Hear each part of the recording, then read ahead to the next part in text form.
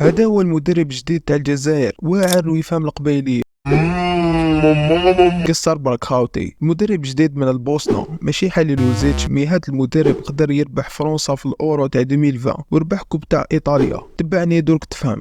العديد من الصحف الجزائرية قالت بلي الجزائر راهي قريبة بزاف باش تتعاقد مع المدرب البوسني بيتكوفيتش. شكون هذا بيتكوفيتش؟ واش دار؟ بيتكوفيتش مدرب سويسرا السابق، قدر يأهلهم زوج مرات لكأس العالم وأهلهم للدور الثاني في كأس العالم. ربح كأس إيطاليا مع لاتسيو والسجل تاعه نضيف شوية. معروف تكتيكيا، والحاجة المليحة يعرف الدوري السويسري، بالك يكون شاف عمورا نهار كان يلعب مع لوغانو. نتوما في رايكم يصلح ولا لا؟ راهم يقولوا بلي الأهداف تاعو في الكونترا هي ديمي فينال تاع كوب دافريك 2025 في المروك، وتاني أهلنا لكأس العالم، والراتب تاعو راح يكون 100,000 أورو شهريا.